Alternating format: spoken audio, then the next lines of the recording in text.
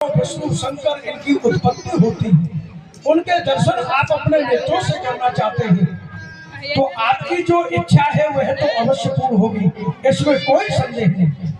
क्योंकि कोई व्यक्ति यदि परमात्मा को ज्ञान से प्राप्त करना चाहे तो हो सकता है उसे परमात्मा की प्राप्ति ना हो, लेकिन उस ज्ञान को भक्ति का सहारा मिल जाए, ज्ञान भक्ति युक्त हो तो इसमें कोई संदेह नहीं, उस जीव को अवश्य ही परमात्मा का साक्षात्कार हो जाता है।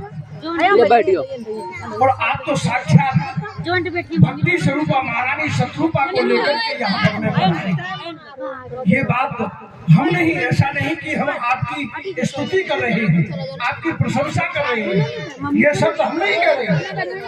ये शब्द जिस समय आप यहाँ वन प्रदेश में पधारे उस समय हमने शब्द सुना था, वन में चारों ओर से बस एक ही शब्द हो रहा था कि पंथ जात सोहत मत धीरा, ज्ञान भक्त जन धरे शरीरा।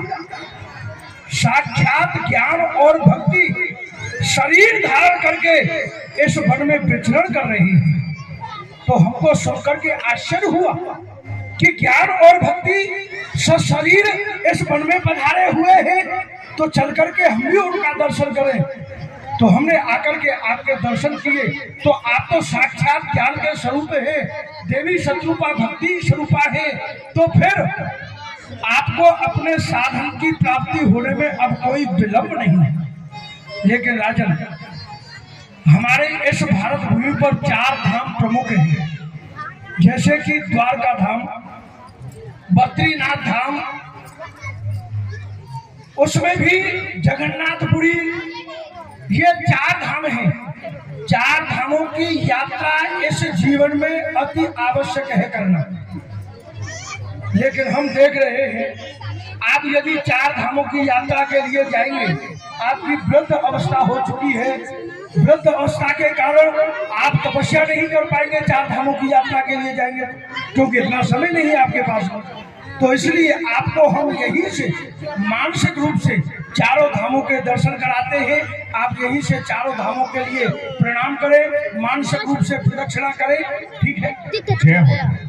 तो सर्वप्रथम आप अपना ध्यान पूर्व दिशा में ले जाएंगे। पूर्व दिशा में जगन्नाथ भगवान विराजमान है। आप दोनों दंपति जगन्नाथ भगवान के लिए मानसिक रूप से यहीं से प्रणाम करें और अपने इसी स्थान से प्रदक्षिणा भी करें।